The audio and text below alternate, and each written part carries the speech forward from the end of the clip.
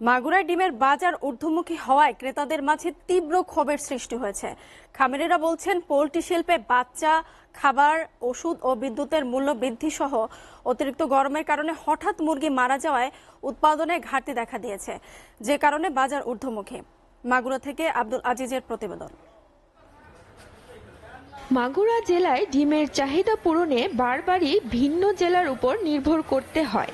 এমন পরিস্থিতিতে সাম্প্রতিক তাপদাহের কারণে সরবরাহ কমায় হঠাৎ ডিমের দাম অস্বাভাবিক হারে বাড়তে শুরু করেছে। বর্তমান পাইকারি বাজারে প্রতিটি ডিমের দাম 11.5 টাকা। খুচরা বাজারে সেই ডিম বিক্রি হচ্ছে 12 থেকে 14 টাকা পর্যন্ত।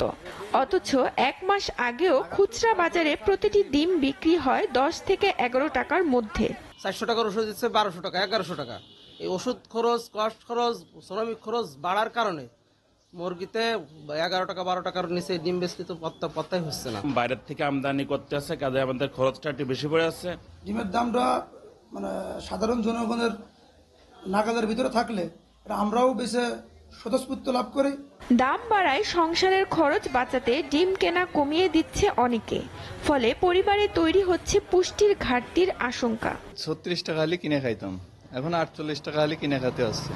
তো আমাদের ইনকামের দিক দিয়ে একই, কিন্তু ব্যয় খরচটা বেড়ে গেছে। দাম অতিরিক্ত বাড়ার কারণে ছেলেমেয়ের পুষ্টির অভাব হচ্ছে, খাওয়াতে পারছে না। ডিমের দাম বাড়ার কারণে ডিম কেনা কমাই দিছি আমরা।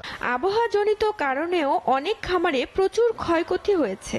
সে ক্ষতি কাটিয়ে উঠতে খামারিদের নিয়মিত পরামর্শ দেবার দাবি প্রাণী সম্পদ বিভাগের। তীব্র তাপদাহে যেহেতু ডিহাইড্রেশন হয়, খামারিদেরকে পানির সাথে পর্যাপ্ত স্যালাইন, ভিটামিন, মিনারেল দেওয়ার পরামর্শ দেওয়া হয়েছে।